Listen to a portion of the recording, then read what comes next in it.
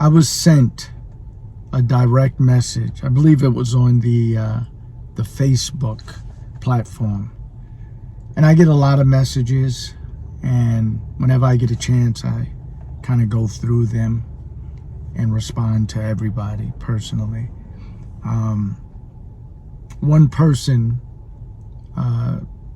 sent a message, kind of like the rest, basically saying, thank you for your platform, for your videos, for giving hope, inspiration, and motivation.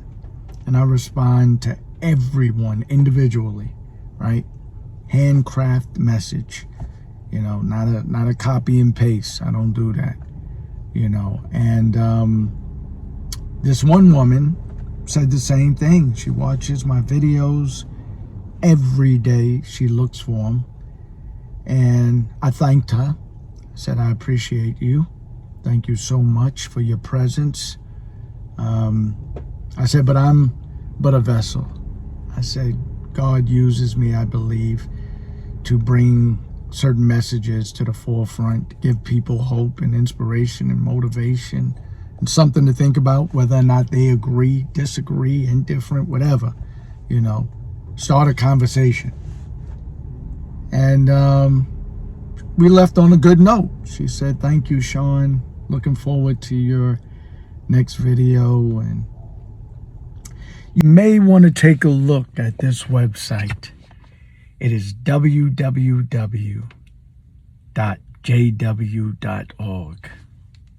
And I was going to leave it alone. I said, leave it alone, leave it alone.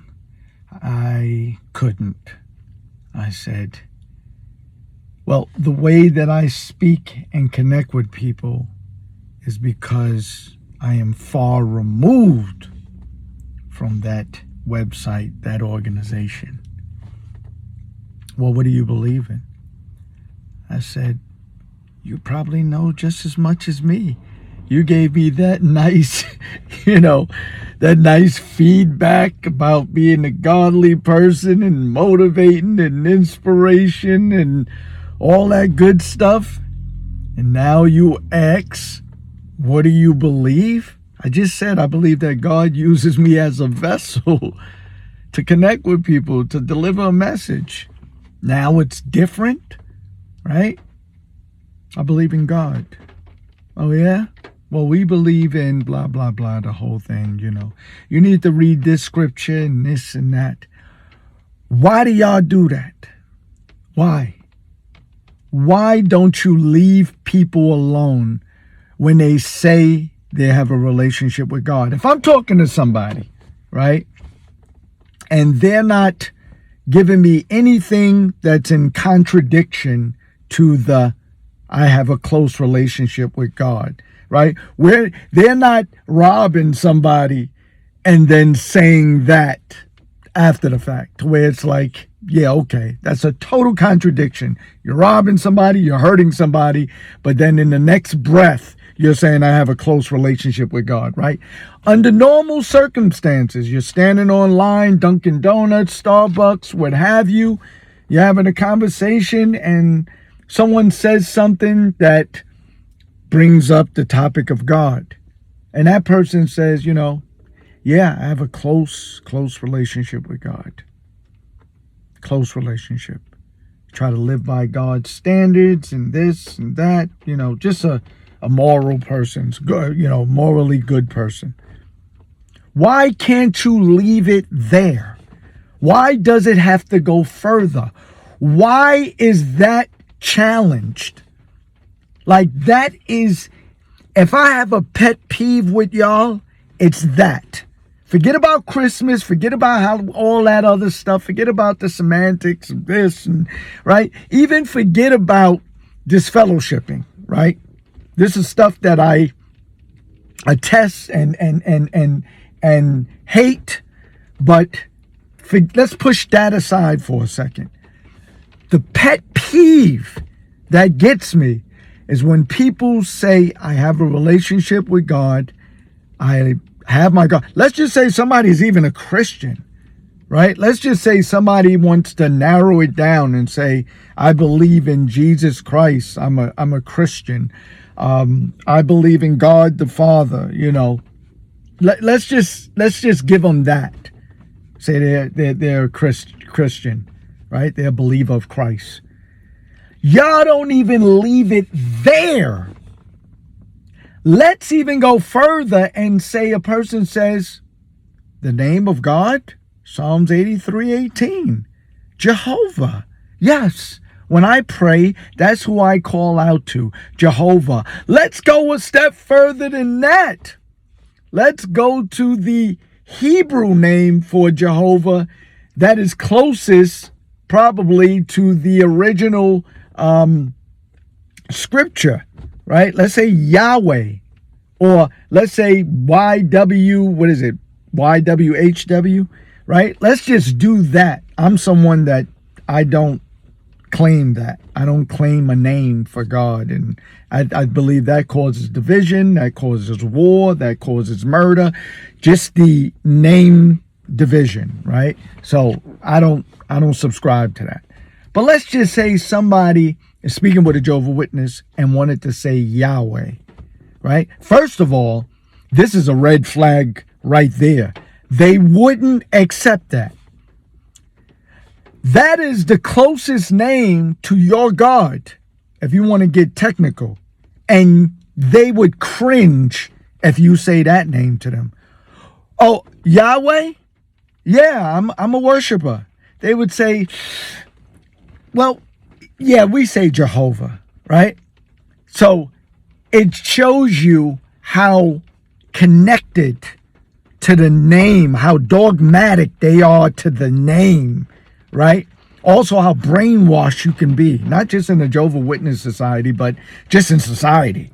How brainwashed you can be with a name, and you don't want to upset the name, or it's ridiculous, right? But let's just say you're on the same page. You're talking to somebody, or JW is talking to somebody on the same page. Yes, I believe in Jehovah. Oh, well, are you a Jehovah's Witness? What do you mean? Did I witness Jehovah? Well, not personally, but metaphorically. Yeah, I witnessed his creation, his attributes, his personality. So, yeah, I'm a Jehovah's Witness. Well, no. Did you get you're a baptized witness? I got baptized and I'm a witness. Am I a witness to my baptism? No. Are you a Jehovah's Witness? Well, if you mean by witnessing Jehovah, yeah. Oh, well, have you been baptized by someone in the Kingdom Hall from the congregation? From my congregation of the Kingdom Hall. Oh, no, not a kingdom. Oh, okay. No. You don't matter. You don't matter. You're not a Joe. That's what they really want is you don't matter. No. I was trying to find out if you are a real Jehovah's Witness, So there's all of these separations and these roadblocks that you have to get through to be considered the true Jehovah's Witness, right? The name is not enough. They go further than that. Are you a baptized witness? Do you go to the Kingdom Hall? Are you in an active state? Were you disfellowshipped? Are you, right? There's so many different criterias that you are bogged down with. So you can't just say, no, I'm a believer in God. You can't even say you're a Christian.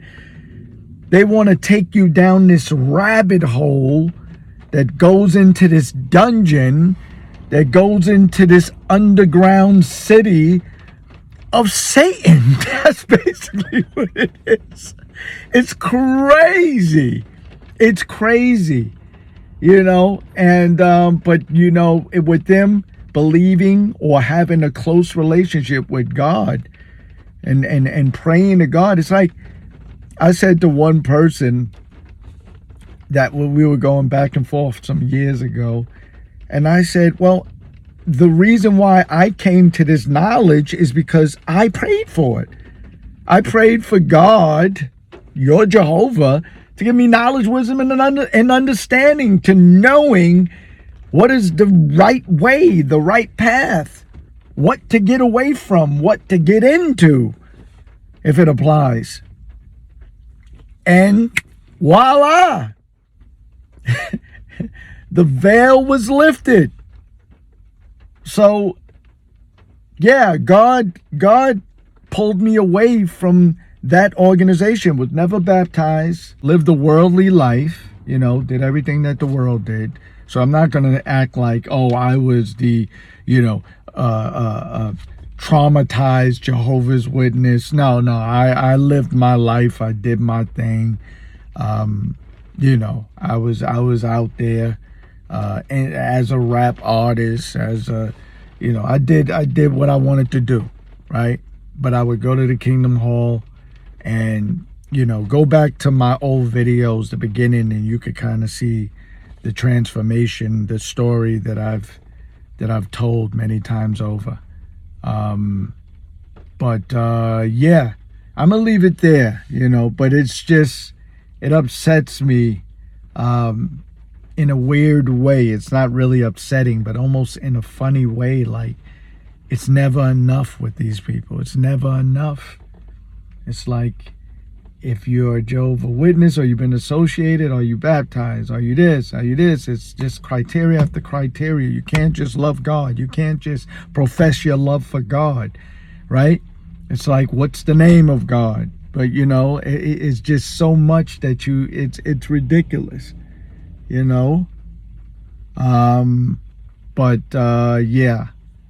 I'm gonna leave it there because this person is really making me nervous. She has a big truck. She really doesn't know how to park, and she probably wants me to move up, but I'm not because I'm hateful, but this is as far as I can move up right now. So, ma'am, go to another spot. Go to another spot. Thank you. Can't fit. Y'all be well.